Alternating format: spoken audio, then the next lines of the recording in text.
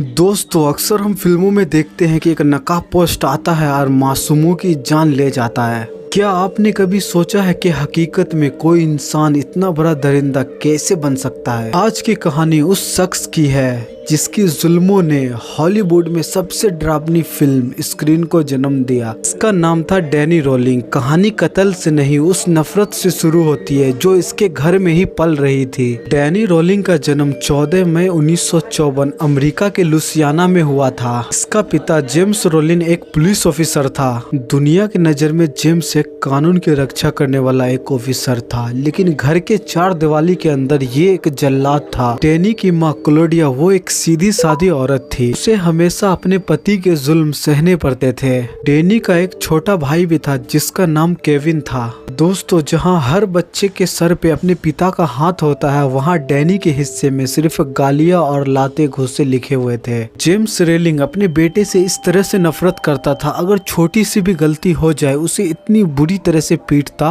और कई कई दिनों तक उसे कमरों में बंद करके रखता, उसे खाने के लिए नहीं देता। डैनी का जिंदगी इसी तरह से गुजर रहा था। डैनी रोज सुबह उठ करके स्कूल जाता, लेकिन इसे पढ़ाई लिखाई में थोड़ा सा भी मन नहीं लगता। स्कूल के दौरान हमेशा ये अकेले बैठे रहता है। पूरे स्कूल में इसका एक दोस्त तक नहीं था। उसके अंदर तूफान पल रहा था। ये जब भी स्कूल से अपने घर आता, ये अपनी आंखों से देखता कि उसका बाप उसकी माँ को बालों से पकड़ करके बहुत ही बेरहमी से पीटता है। और छोटा सा बच्चा अपने घर में अगर ये सब देखे तो उसके दिमाग पे आखिर किस तरह से असर पड़ेगा। एक बार तो हद ही हो गई। जेम्स अपनी पत्नी डैनी के माँ पे लोडेड सर्विस राइफल तान दिया था। जैसे जैसे डैनी जवान हो रहा था, इनकी हरकतें बहुत ही अजीब होने लगी थी।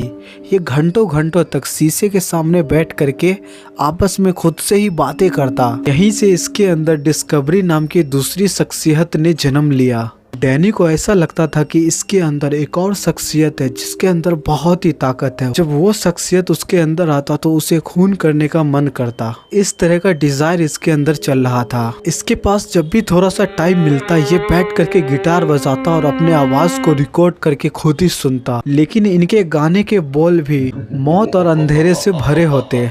जब इसे खुद को लगा कि ये 18 साल का हो गया तो ये फौरन एयरफोर्स ज्वाइन कर लिया, क्योंकि ये अपने घर के नर्क जिंदगी से बचना चाह रहा था। यहाँ भी इनकी दिमागी हालत ठीक नहीं थी। छोटी छोटी बातों के लेकर के ये वायलेंट हो जाया करता। सिर्फ 2 साल के अंदर इसे एयरफोर्स से बाहर निकाल दिया गया। फौजी से निकलने के बाद डैनी पूरी तरह से टूट गया। ये कुछ टाइम बाद ये शादी भी की और इनका एक बेटी भी हुआ, लेकिन इसकी खुशी ज्यादा दिन तक नहीं टिक पाई।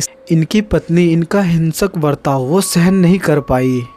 इनकी पत्नी इनको छोड़कर चली गई। डैनी अब बिल्कुल अकेला था। ना इनके पास नौकरी था, ना इनके पास परिवार। ये ना चाहते हुए फिर भी ये अपने बाप के पास गया। फिर से वही जिंदगी इसके साथ स्टार्ट हो गया। एक दिन डैनी को अपने पिता से बहुत ही तगड़ा लड़ाई हो जाता है। डैनी के अंदर जो गुस्सा बरसों से शांत था वो बाहर आने के लिए तड़पने लगा। ये आधी आधी रात को उठ करके ये प्रैक्टिस करने लगा। चाकू किस तरह से चलाया जाता है, ये बंदूकों चलाने का प्रैक्टिस करता है। ये जब भी जवान लड़की को देखता, इसके अंदर एक जलन सा पैदा हो जाता। लड़कियों को देख करके इसे बहुत ही ज्यादा गुस्सा आता। इसके अंदर का वो जलन और हवस वो महसूस होने लगा। इसे लगने लगा कि दुनिया ने सिर्फ इसे दर्द दिया है और अब इस दर्द के बदले दुनिया को ये दर्द देना चाहता है। यहीं से हुआ ऐसा सफर। इसका अंत लाशों और खून से होने वाला था। वो एक सीरियल किलर बनने की राह पे चल पड़ा था। 1990 दोपहर का टाइम था। डैनी को फिर से अपने पिता से पुरानी बातों को लेकर के लड़ाई शुरू हो गई। लड़ाई इस हद तक बढ़ गई, जेम्स हमेशा की तरह डैनी को जलील कर रहा था। डैनी का सब्र का बांध अब पूरी तरह से टूट चुका था। डैनी अपने बाप से इतना ज्यादा फ्रस्ट्रेट हो गया था। जेम्स अपना बंदूक निकाला और अपने बाप पे सीधा फायर कर दिया। डैनी का पिता लहू लुहान होकर के वो नीचे गिर गया। डैनी को ऐसा लगा कि ये मर गया है। ये बहुत ही ज्यादा डर गया, अपना बंदूक पीछे रखा और ये यहाँ से फरार हो गया। और ताज्जुब वाली बात यह है कि दोस्तों, डैनी के पिता वो मरा नहीं था, वो बच गया था। डैनी अब कानून की नजर में वो एक अपराधी बन गया था। डैनी ने अपने पिता पे हमला करने से पहले एक ऐसा खौफनाक वारदात को अंजाम दिया था, जिसे सुनकर दोस्तों आपकी कलेजा कांप जाएगी। नवंबर 1979 लुसियाना के ही अंदर श्रीपोल्ट के गलियों में एक शिकारी की तरह ये घूम रहा था। वही मोहल्ले में इसका नजर एक घर पे गया। उस घर के अंदर ग्रेस अपने पूरे परिवार के साथ रहता था। डैनी के हाथों में इनका मन पसंदीदा चाकू, जो ये अपने पास हमेशा रखता था, वो रखे हुआ था और धीरे कदमों से लोगों को देखते हुए धीरे धीरे घर के अंदर दाखिल हुआ। उस घर में 8 साल का मासूम बच्चा सोफे पे बैठ करके वो कार्टून देख रहा था। 8 साल के बच्चे को अंदाजा भी नहीं था उनके सामने जो ये व्यक्ति खड़ा है, ये आखिर उनके साथ क्या कर सकता है। डैनी फौरन अपना नाइफ निकाला और बहुत ही बेरहमी से उस 8 साल के बच्चे को जान से मार दिया। डैनी यहाँ पे इतना बेरहमी दिखाया था कि 8 साल के शॉन को उसे चीखने का भी मौका नहीं दिया। उसके बाद डैनी किचन की तरफ बढ़ा। किचन के अंदर शॉन का दादा टॉम वो खाना बना रहा था। डैनी ने उस पर भी रहम नहीं दिखाया और चाकुओं से हमला करने लगा। टॉम ने बहुत ही संघर्ष किया डैनी से बचने का, लेकिन डैनी के सर पे मानो तो खून सवार था। टॉम उम्र में भी बुजुर्ग थे, डैनी पूरा जवान था। अपना नाइफ निकाल करके बहुत ही बेरहमी से भौंक भौंक करके टॉम को जान से मार दिया और धीरे धीरे सीढ़ी से नीचे उतर गया। वहाँ पर शॉन की बुआ जूही थी, जो शादियों में जाने के लिए ये तैयार हो रही थी। जूली ने जब डैनी को देखी तो वो बहुत ही ज्यादा डर गई। डैनी के हाथ में वो नाइफ था जो खून से सना हुआ था। वो देख करके वो बहुत ही ज्यादा डर गई और अपनी जान का भीख मांगने लगी। लेकिन डैनी को तो लड़कियों लोग को तड़पने में देखने में तो इससे बहुत ही मजा आता था। उसने जूली के दोनों हाथे पकड़ी और उसे वहीं पे बांध दी और उसके साथ दरिंदगी दिखा दी। इनके साथ गलत करने के बाद बहुत ही बेरहमी से इसको जान से मार दी। कत्ल करने के बाद डैनी ने जो काम किया वो देख करके किसी का भी, वहाँ पे पुलिस का भी रोंगटे खड़ा हो गया। डैनी ने जूली के सारे कपड़े उतार दिए और उसे बहुत ही शर्मनाक हालत में बिस्तारे पे लेटा दिए। उसके बाद ये किचन गया। किचन से सिरका यानी कि विगना उठाया और वो पूरे फर्श को बहुत ही अच्छे से साफ कर दिया। जूली के बॉडी पर भी कोई भी डीएनए ना मिले, इसी वजह से बॉडी को बहुत ही अच्छे से साफ कर दिया। ये अपना कोई भी सबूत नहीं छोड़ना चाह रहा ताकि इसका कोई भी निशान ना बचे। ये इसकी पहली सिग्नेचर स्टाइल थी। आने वाले हर विक्टिम के साथ ये यही करने वाला था। डैनी ने 3 कत्ल और अपने बाप पे जो हमला किया, ये तो बस एक शुरुआत थी। आने वाले जो था, ये अमेरिका में ही नहीं पूरी दुनिया में सीरियल किलर का इसे टैग मिलने वाला था। इसे मालूम था इतना बड़ा कांड करने के बाद पुलिस इसके पीछे हाथ धोकर के पड़ी होगी। ये सातिर मुजरिम की तरह ये लुसियाना छोड़ दिया और फ्लोरिडा के गन्स वेरे जा पहुंचा। यहाँ पर ये कोई बस्ती में रहने के बजाय ये जंगल में रहने का फैसला किया। उस जगह पे जहाँ पे लोगों का आना जाना बहुत ही कम हो और इनका जो टारगेट हो इनके सामने हो, जो आसपास में ही कोई कॉलेज हो। वो दिन भर जंगल में ही रहता और रात होने का इंतजार करता। जैसे ही रात होता जंगलों से बाहर निकलता। जंगल में पूरा दिन बैठ करके ये बेल्ले तो नहीं बैठेगा, ये पूरा दिन प्रैक्टिस करता, कसरत करता, ताकि ये अपने शिकार को बहुत ही आसानी से गिरा सके। रात को इसी वजह से निकलता क्योंकि बाहर स्कूल में स्टूडेंट लोग रात में अकेली रहती थी। डैनी अपने पास एक डायरी और एक टैप रिकॉर्डर भी रखे हुआ था। डायरी में ये हर एक विक्टिम के बारे में लिखता और टैप रिकॉर्डर में जब भी उसको टाइम मिलता ये रिकॉर्ड करता अपना गाना। अगस्त 1990 दोपहर की समय थी। डैनी अपने साइकिल पे उस गलियों में घूम रहा था। उसका नजर विलियम सबरेज पैलेज नाम के एक अपार्टमेंट में पड़ती है। वहाँ जो वो जवान लड़कियों को देखा, इसका दिमाग घूम गया। क्रिस्टी पालवे और सोनिया लाइंस। क्रिस्टीन अभी सिर्फ 17 साल की थी और सोनिया 18 साल की थी। दोनों अपने कॉलेज लाइफ में बहुत ही खुश थी। डैनी की नजर उन दोनों लड़कियों पे गर गया था। ये ठान लिया था कि आज की रात ये दोनों लड़की की आखिरी रात होगी। 24 अगस्त 1990 के आधी रात डैनी अपने ठिकाने से बाहर निकला। उसके हाथ में खौफनाक चाकू और पेचकस और डक टैप था। ये दबे पांव अपार्टमेंट की सीढ़ियों पे चढ़ने लगा। ये अपने पेचकस से क्रिस्टीन और सोनिया की गेट जो लॉक लगा हुआ था उसे बहुत ही चालाकी से खोल देता है। साए की तरह अंदर दाखिल हुआ। अंदर में बिल्कुल सन्नाटा था। क्रिस्टीन वो नीचे वाले कमरे में सोई हुई थी। ऊपर वाले कमरे पे सोनिया सोनिया जो थी वो चौकी पे सोई हुई थी। डैनी धीरे धीरे सोनिया के कमरे में गया। सोनिया वो लेटी हुई थी, वो नींद में थी। इससे पहले सोनिया जागती, डैनी अपने जेब से डक टेप निकालता है। फौरन उनके मुंह पे और हाथ पे वो टैप को बांध दिया अच्छे। सोनिया को जब महसूस हुआ तो उसकी आंखें खुली। डैनी को नाखून कराने की भी कोशिश की। सोनिया पूरी तरह से बन चुकी थी, अब ये कुछ नहीं कर सकती। डैनी अपना चाकू निकाला, सोनिया के सीने पे तड़ातड़ इतना बार वार किया। सोनिया को रोने का भी मौका नहीं मिला, खून के फव्वारे उड़ने लगे। बहुत ही बेरहमी से डैनी एक हाथ से उनका गला पकड़े हुआ था, दूसरे हाथ से नाइफ मार रहा था। सोनिया का पूरा शरीर ठंड पड़ने लगा था और देखते ही देखते सोनिया ने दम तोड़ दी। डैनी यहाँ भी नहीं रुका, वो फौरन क्रिस्टीन के पास गया। क्रिस्टीन अभी भी सो रही थी। उसने क्रिस्टीन को जगाया। जब क्रिस्टीन की आंख खुली तो उसके सामने मौत खड़ा था। इससे पहले क्रिस्टीन वो चिल्लाती, आवाजें लगाती, डैनी उसके मुंह पे हाथ रख दिया। क्रिस्टीन के कानों में धीमी लहजे में कहा कि मैं तुम्हारे सहेलिन को मार दिया हूँ, अगर तुम चिल्लाती हो तो तुम्हारा भी वही हाल होगा। क्रिस्टीन बेचारी मौत के डर से वो कांपने लगी। डैनी ने अपने जेब से डक टेप निकाला और उसके मुंह पे डक टेप लगा दिया और बहुत ही डिस्टर्बिंग इसके साथ संबंध बनाया और यहाँ पे वो सब किया जो बयान करना भी मुमकिन नहीं है। क्रिस्टीन को बहुत ही देर तक तरपाया और बहुत ही बेरहमी से चाकू मार करके जान से मार दिया। दोस्तों, डैनी एक कातिल ही नहीं था, ये दिमागी रूप से पूरी तरह से बीमार था। ये पहले से जो अपने विक्टिम के साथ करते आया था, ये दोनों के साथ भी ये वही करता। इनका कपड़े निकालता और बहुत ही शर्मनाक हालत में को छोड़ देता। सब कुछ करने के बाद वॉशरूम में गया, साबुन लेकर के आया, दोनों के बॉडी को बहुत ही अच्छे से साफ कर दिया ताकि इसका कोई सा भी डीएनए यहाँ पे नहीं मिले। अगले दिन क्रिस्टीन के माता पिता उनसे मिलने के लिए आए और वो मंजर जो देखे, उसकी चीखें पूरी गलियों में गूंज उठी। पुलिस को लगा कि ये कोई एक बार की घटना है, लेकिन डैनी रोलिंग का ये करतूत अभी तो शुरू हुआ था। उस रात अपने टेंट में जा करके ये फिर से अपनी आवाज रिकॉर्ड की, मैंने अपना काम कर दिया हूँ, मुझे अभी रुकना नहीं है। पुलिस ने अभी 2 लाशों का पंचनामा कर ही रहे थे कि डैनी ने अपने अगले शिकार की तरफ अपना कदम बढ़ा दिए थे। दोस्तों, 25 अगस्त की वो सुबह गेंसविला शहर के लिए कयामत से कम नहीं थी। सोनिया के माता पिता उसके अपार्टमेंट में जब पहुंचते हैं, अच्छे खासे दिमाग वाले का भी हालत वो खराब कर सकता है। पुलिस की गाड़ियां और एम्बुलेंस आते हैं। पुलिस को लग रहा था कि ये कोई सरफिरे आशिक या कोई अपराधी का काम है। कत्ल करने के बाद डैनी अपने टेंट में पहुंचा।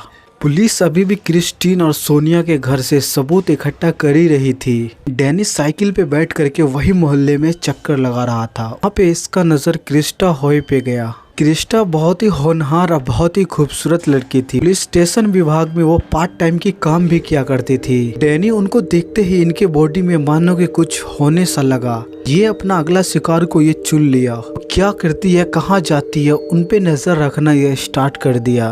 दोस्तों, डैनी की यहाँ जो सनक सामने आई वो किसी भी इंसान की रूह कपा देने वाली थी। डैनी चुपके से क्रिस्टा के घर जा पहुंचा। इस वक्त क्रिस्टा अपने घर पे नहीं थी। पेचकस से लॉक को तोड़ दिया और क्रिस्टा के घर के अंदर घुस गया। जब देखा कि ये क्रिस्टा घर के अंदर नहीं है तो ये अलमारी में जा करके छुप गया। अलमारी में छुप करके उनका इंतजार कर रहा था। अंधेरे में बैठा बैठा वो सुन रहा था कि बाहर आखिर क्या हो रहा है। इससे ये बात को लेकर के इसे बहुत ही मजा आ रहा था कि क्रिस्टा को पता ही नहीं है क्रिस्टा के घर में इसके अलमारी के अंदर क्रिस्टा का मौत इंतजार कर रहा है। जब क्रिस्टा अपने अपार्टमेंट में पहुंचती है और सीधा घर के अंदर जाती है, वो सोने का तैयारी कर रही थी। वो साए के तरह अलमारी से बाहर निकला। जब क्रिस्टा का नजर एक साए पे गया तो वो डर सा गया, उसका दिमाग सुन पड़ गया। डैनी उसको पकड़ा, बेड पे पटक दिया, उनका दोनों हाथ पीछे किया और डक टैप से बांध दिया और मुंह पे डक टैप लगा दिया और उसे पीटने लगा। क्रिस्टा ये देख करके रोने लगी, उसके आगे गिड़गिड़ाने लगी, लेकिन डैनी रुकने वाला नहीं था। ये बहुत ही बेरहमी से उसके साथ बलात्कार जैसे घटना को अंजाम देते हैं। होने के बाद क्रिस्टा सीधा सोई हुई थी। डैनी उसको पीठ के बल सुला देता और अपना नाइफ निकाल करके बहुत ही बेरहमी से उसको खोद खोद करके मार देता जब तक क्रिस्टा का जान नहीं चली जाती। डैनी वहां से उठा, वहां से जाने लगा। जब ये आधे ही रास्ते में जाता है तो इसे महसूस होता है कि ये कुछ भूल सा गया है। जब अपना पॉकेट चेक करता है तो इसे महसूस होता कि इनका बटुआ वहीं पे छूट गया है।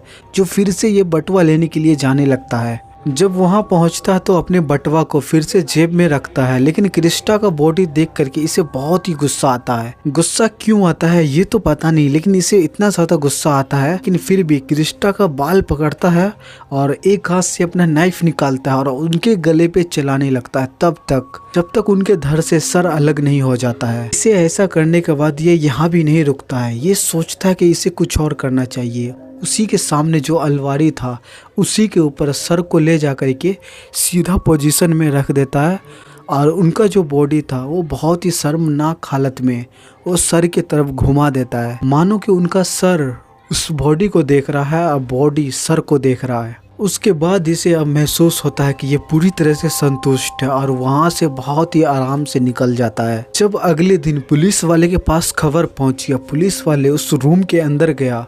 पुलिस के साथ जो स्टाफ था वो जैसे ही बल्ब जलाता है, पुलिस वाले का नजर सीधा अलमारी पे कटा हुआ सर पे जाता है। जो वो कटा हुआ सर वही पुलिस वाले को देख रहा था। नज़ारा देख करके पुलिस वाले सीधा उस रूम से बाहर निकलते हैं और उल्टियाँ करने लगते हैं। अब 3 लड़कियों की लाश मिल चुकी थी। हर जगह यही अफवाह उड़ गया कि कोई मोहल्ले में राक्षस घूम रहा है। उस कॉलेज के अंदर जितने भी एक स्टूडेंट थे, हर एक स्टूडेंट लड़की अपने कमरों के बाहर कील ठोक रहा था और लकड़ियाँ ठोक रहा था। सब इतने ज़्यादा डर गए थे कि सब अपने साथ कुल्हाड़ी लेकर के सो रहे थे। पुलिस ने अपना पूरा ताकत लगा दिया। इसे पकड़ना तो दूर की बात है, इसे अभी तक तो देखा भी नहीं है कि डैनी कौन है। क्रिस्टा होयट के साथ ये दरिंदगी करने के बाद डैनी यहाँ रुका नहीं। 2 दिन बाद यानी सोमवार की रात इसे फिर से खून करने की तलब लग गई। ये अंधेरे में चलते हुए एक और अपार्टमेंट के पास पहुंचता है। उसे नहीं पता था कि अंदर कौन है, इसे बस अपना शिकार चाहिए था। उसी तरह से उसने पेचकस से दरवाजा खोला और घर के अंदर दाखिल हुआ। उसका सामना मैनी टबोला से। मैनी टबोला कोई कमजोर इंसान नहीं था, वो एक तगड़ा फुटबॉलर खिलाड़ी था। डैनी जैसे ही उस पर हमला किया, मैनी के फौरन आंख खुल गई और डैनी से जम करके मुकाबला किया। इन दोनों के बीच बहुत ही घमासान लड़ाई हुआ, लेकिन डैनी के पास वो धारदार हथियार था, जो चाकू था, वो निकाल लिया। डैनी ने मैनी पर इतना बार चाकू से हमला किया, मैनी फौरन नीचे गिर गया। हालांकि डैनी से ये बहुत ही ताकतवर था, ये एक खिलाड़ी था, लेकिन डैनी के पास खंजर आने की वजह से ये उनके सामने नहीं टिक पाया। मैनी को मरने से पहले जब इनके बीच घमासान लड़ाई हो रहा था, जब चाकू मारने पे इनका चीखे निकला था, मैनी को मरते ही उस वक्त रूम में ट्रेसी पॉल्स की नींद खुल गई। वो गहरी नींद में सो रही थी। वो जैसे ही कमरे से बाहर झांकी, इसने देखा कि एक नकाब पोस्ट आदमी ने मैनी को चाकुओं से गोथ रहा है। मैनी नीचे गिर करके वो दम तोड़ चुका है। ये देख करके ट्रेसी अपना जान बचाने के लिए कमरे की तरफ भागी, दरवाजे को अंदर से बंद कर लिया। डैनी बहुत ही आराम से के चाकुओं पे ब्लड लगा हुआ था, बहुत ही शांति से आराम से ट्रेसी के कमरे के बाहर गया। ट्रेसी पूरे जोर लगा करके अपने कमरे का दरवाजा बंद रखने की कोशिश कर रही थी और रो रो करके गॉड से प्रे कर रही थी, लेकिन डैनी ने दरवाजे को लातों से तोड़ करके ट्रेसी के रूम के अंदर पहुंचा। ट्रेसी डर से कांप रही थी। वो डरते हालत में पूछी, क्या तुम वही किलर हो जो बहुत सा लड़कियों का मर्डर किया है? तुम्हें पुलिस हाथ धो करके ढूंढ रहा है। डैनी ने उसकी आंखों में आंखें डाल करके कहा, हाँ मैं वही हूँ। उसी तरह से डैनी ने फिर से ट्रेसी को बांधा डक टैप से और उसके साथ दरिंदगी की और बहुत ही बेरहमी से इसे जान से मार दिया। इसने ट्रेसी की लाश को उसी तरह से शर्मनाक हालत में छोड़ा जैसे ये हमेशा से करते आ रहा है। अब तक ये शहर में 5 कत्ल हो चुके थे। गोन्सविला शहर अब एक कब्रिस्तान जैसे लगने लगा था। हजारों स्टूडेंट यूनिवर्सिटी छोड़ करके भाग रहा था। नेशनल गार्ड और हेलीकॉप्टर पूरे शहर में तैनात थे। पुलिस ने शक के आधार पे वहीं पे 19 साल के लड़का को उठाया, क्योंकि उसका चेहरा हल्का सा डरावना था और वो बहुत ही अजीब हरकतें करता था। पूरी दुनिया को यही लग रहा था कि असली कातिल मिल गया है, यानी डैनी रोलिंग अभी भी आजाद था और मजे से अपने टेंट में बैठ करके वो गाना गा रहा था। पुलिस को एक बड़ा कामयाबी तब मिला, डैनी ने वहीं के बैंक में एक बड़ा डाका डाला। इनके पास पैसा खत्म हो गया था। ये भागते वक्त इनका बैग वहीं पे छूट गया था। जब पुलिस को वो बैग मिला तो पुलिस वाले ने सभी के सामने में वो बैग खोला तो बैग के अंदर डग टैप, बंदूक और पेचकस मिला।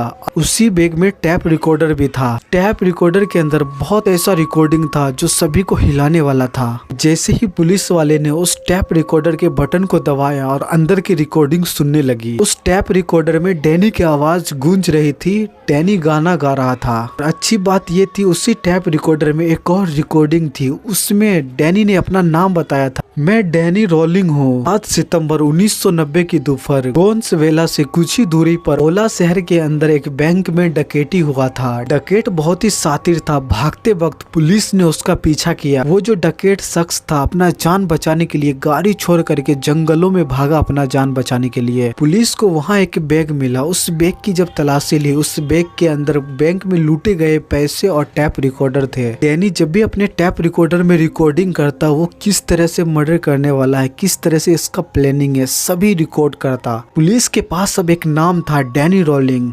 ये अपना पूरा फाइल खंगार देते हैं। इनके सामने एक फाइल आता है। जब उस फाइल के अंदर खोल करके देखते हैं तो इससे मालूम चलता है कि डैनी रॉलिंग, इससे भी पहले लुसियाना से भागा हुआ डैनी रॉलिंग एक बहुत ही बड़ा वहीं का अपराधी है। उसने बैंक डकैती के केस में इसे गिरफ्तार तो कर लिया। असली चुनौती तो पुलिस वाले को ये साबित करना है कि ये गोंसवेले रीपर है। पुलिस के पास हर एक विक्टिम पे कुछ न कुछ डीएनए मिला था। इसी वजह से पुलिस ने डैनी के खून के कुछ नमूने लिए डीएनए करवाने के लिए, क्योंकि गोंसवेला के 5 कत्ल वाली जगह क्रिस्टीन, सोनिया, क्रिस्टा, मैनी और ट्रेसी कमरों से मिले गए सबूतों से जब मैच किया गया तो नतीजा बिल्कुल साफ था। डैनी रॉलिंग का डीएनए सारे विक्टिम पे मिले हुए डीएनए से मैच कर गया। जब डैनी रॉलिंग को अदालत में पेश किया गया तो बहुत ही रुआब से कोर्ट के कटघरे में खड़े होकर के कहा कि हाँ, ये सारे कत्ल मैंने ही किया हूँ। इसके चेहरे पे थोड़ा सा भी पछतावा नहीं।